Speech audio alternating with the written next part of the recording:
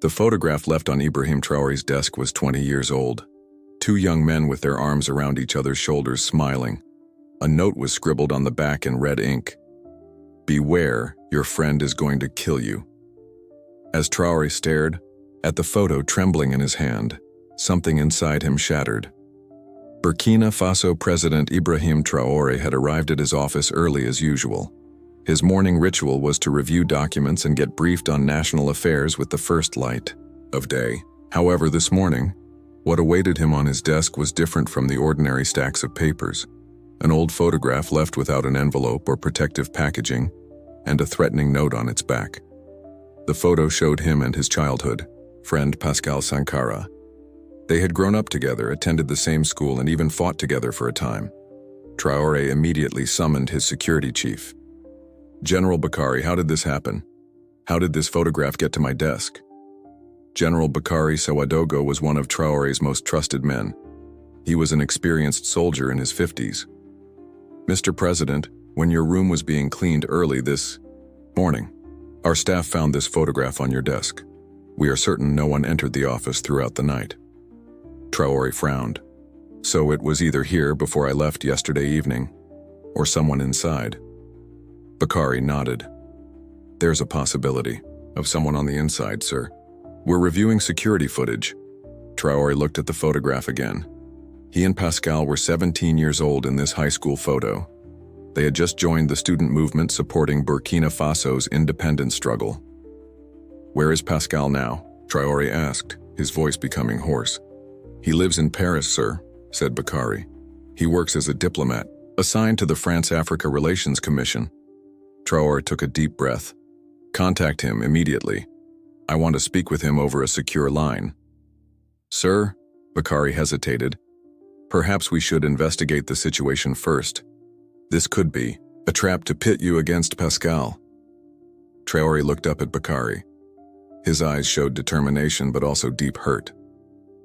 "Find Pascal for me, General. We have a 20-year friendship. I need to give him this chance." Bakari bowed respectfully and left the room. Traore moved to the window, gazing at the horizon of Ouagadougou. The city was waking up, people heading to work on the streets. Their safety and welfare rested on his shoulders. And now, he faced the betrayal of a friend he had trusted for years. Memories flashed in his mind. Days spent with Pascal, the ideals and dreams they shared. How had they come to this point? His phone rang and he heard Bakari's voice. "Mr. President, we found Pascal. At his home in Paris. The secure line is ready. You can speak whenever you wish." Traore took a deep breath. "Connect me." A few seconds later, he heard Pascal's voice through the headset. "Ibrahim, is it really you?" "It's me, Pascal," said Traore, maintaining control of his voice. "It's been a long time." "Yes, very long," said Pascal. His voice sounded nervous. "How are you? Why did you call me? Is something wrong?" Traore went straight to the point. "I found something interesting on my desk today, Pascal. Our high school photograph. Do you remember? It was taken at Kongwa High School." There was a silence on the line. Then Pascal replied, "Of course I remember. We were so young then, we had so many dreams." "There was a note on the back of the photo," Traore continued.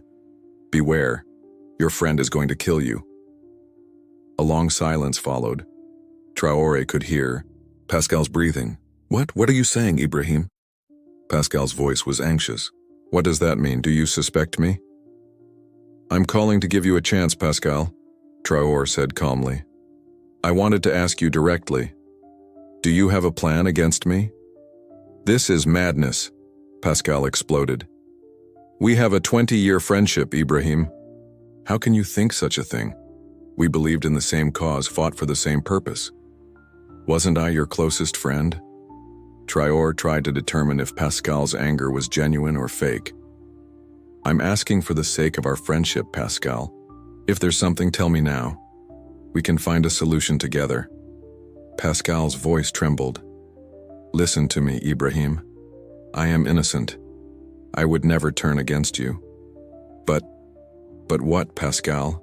Traore asked, his tension rising. But someone might be trying to pit us against each other, said Pascal. Think, Ibrahim. Who benefits from this? Who would want to drive a wedge between us? Traore considered this. Pascal could be right. His political rivals, especially groups with close ties to Western powers, would do anything to weaken his administration. Listen, said Pascal. I want to come to Burkina Faso. Let's talk face to face, honestly, like in the old days. Traore hesitated. I can't risk the security threat, Pascal. Then I'll take the risk, Pascal said determinedly. If you don't trust me, arrest me, interrogate me. But let's talk face to face. We owe this to our 20-year friendship. Traore thought for a moment. All right, come, but know that your every step will be watched. Understood, said Pascal. I'll be there tomorrow. The next day, extraordinary security measures were in place at Ouagadougou Airport. When Pascal's plane landed, a special team met him and put him directly into a security vehicle. Pascal was taken to a special room in the palace. The room had been swept with the latest technology, listening devices, weapons, poisons. No risk was being taken. When Traore entered the room, Pascal was standing by the window.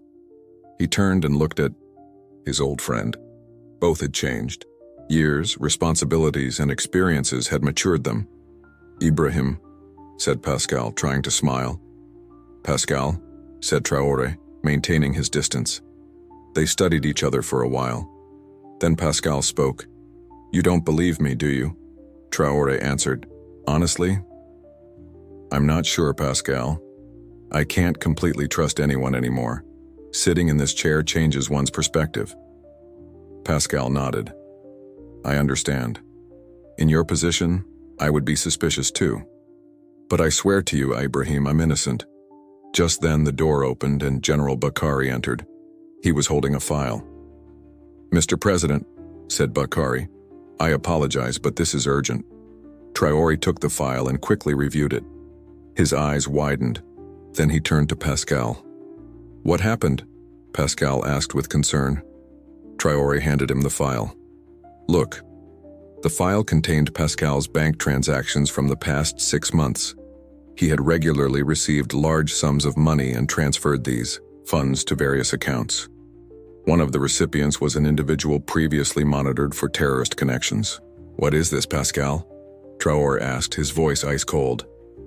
Pascal looked at the file, his face paling. This isn't right, he stammered. These accounts aren't mine. I didn't make these payments. The bank records are clear, said Bakari, coldly. Money withdrawn from ATMs near your home in Paris. The security camera footage shows you. No! Pascal cried out. This must be a mistake, or... He suddenly stopped, his eyes widening with fear. A trap, he whispered. Someone set me up. Traore looked into Pascal's eyes, wanting to understand the truth. He wanted to believe him, but the evidence was compelling. Arrest him, he told Bakari. Ibrahim, please, Pascal pleaded. Don't you believe me? We were like brothers. Traore responded with a bitter smile. Brothers can kill each other too, Pascal. History is full of such examples. They took Pascal away. Traore returned to the window, lost in thought. Something didn't feel right. Pascal was known for his sharp intelligence. Getting caught with such an amateur plan was strange. General, said Traore, investigate all of Pascal's connections, especially his circle in Paris, and examine that photograph more thoroughly. Late at night, Traore was in his study. Sleep eluded him. He looked again at the photograph on his desk. He and Pascal, in their youth. He read the note on the back. Once more, beware, your friend is going to kill you. The pen, the red ink. Something caught his attention. The writing style was familiar. He thought about where he'd seen it before and suddenly remembered. He quickly pulled an old letter from his drawer, a threatening letter from Jean-Claude Bonnet, a French businessman who had offered bribes for mining rights in Burkina Faso, and when Traore refused, had threatened him. The handwriting in the letter matched the writing on the back of the photograph almost perfectly. He grabbed his phone and called Bakari. "General, find out Jean-Claude Bonnet's current location, and go to Pascal's cell. I need to speak with him." Half an hour later, Traore was at the detention center. He entered Pascal's cell. His old friend looked exhausted, his eyes red. "Ibrahim," said Pascal, "I swear to you I'm innocent." Traore showed him the photograph and the letter. "Look, the same handwriting. Jean-Claude Bonnet. Do you know him?" Pascal's eyes widened. "Bonnet? Of course. We met several times in Paris. He was lobbying for mining rights in Burkina Faso. He asked for my help. I refused. Last month, he threatened me." Traore nodded. "Bonnet is unhappy with my policies. I've restricted Western companies' easy access to our country's resources, and now he's trying to turn us against each other." Pascal looked relieved. "So you believe me?" Traore answered. "Honestly, I want to believe you, Pascal. But the bank records, those money transfers are real," said Pascal. "But there's an explanation. I was providing scholarships to Burkina Faso students in Paris. I had to keep it confidential because the French government didn't approve. The person you say has terrorist connections is actually the director of an education foundation." Traore considered this. Pascal's story made sense. "We'll need to verify this." "Of course," said Pascal. "I can provide all the documents, names of students, school records, everything." Just then, Bakari rushed into the cell. "Mr. President, we've found Bonnet. He arrived in Ouagadougou last night, staying at a luxury hotel." Traore and Pascal looked at each other. "So he's here," said Traore, "and he probably thinks he's succeeded in turning us against each other." "What are we going to do?" asked Pascal. A determined light appeared in Traore's eyes. "We'll give him what he wants. He'll think we're divided and weak, or so he'll believe." The next day, Burkina Faso media was rocked by explosive news. President Traore arrests former friend on allegations of assassination plot. Reports stated that Pascal was involved in an assassination plot and would stand trial. Jean-Claude Bonnet was enjoying his coffee on his hotel terrace, watching the news with satisfaction. His plan had worked. Traore's arrest of his closest friend would weaken him. How could people trust a leader who couldn't even trust his own friends? A message arrived on his phone. "Mr. Bonnet, President Traore wishes to meet with you privately. An opportunity has arisen for an agreement on mining rights." Bonnet grinned. This was it. Traore was finally surrendering. He had found his weak spot and now could negotiate. In the afternoon, Bonnet came to the palace. He was taken to a private room. Security checks were performed. Traore greeted him coldly. "Mr. Bonnet," said Traore, "I've reconsidered the agreement you proposed. Perhaps we can find a middle ground." Bonnet smiled with an arrogant demeanor. "A wise decision, Mr. President. Cooperation is always better, isn't it?" "Absolutely," said Traore, placing several documents on the table. "Here's my offer. Mining rights in certain regions. However, 60% of the profits will stay in Burkina Faso, and there will be a requirement to employ local workers." Bonnet looked at the documents. The conditions still seemed harsh, but it was a start. "We can discuss this," he said. "But first, I have a question about your friend Pascal. Do you really believe he planned an assassination?" A pained expression appeared on Traore's face. "Pascal, I considered him like a brother, but the evidence is undeniable. Bonnet, how difficult it is to know even our friends, isn't it?" Bonnet laughed confidently. "Sometimes even those closest to us can surprise us." Just then the door opened and Pascal walked in. Bonnet jumped to his feet in shock. What's happening here?" Behind him, Burkina Faso police and Interpol agents flooded the room. "Jean-Claude Bonnet," said the Interpol agent, "you are under arrest for international fraud, blackmail, and conspiracy." Bonnet panicked. "This is absurd. You can't arrest me. I'm a French citizen." Traore stood up. "And this is Burkina Faso soil. Here you've committed crimes according to international law. We've examined your bank records, Mr. Bonnet. We've determined that you paid your agents in Paris to steal Pascal's identity and make fraudulent bank transactions." Pascal added, Also, we found that you broke into my office and stole our old photographs. Your fingerprints were found on the photograph. Bonnet looked around desperately. This is a trap. You invited me here. Yes, said Traore coolly. Just as you tried to trap us.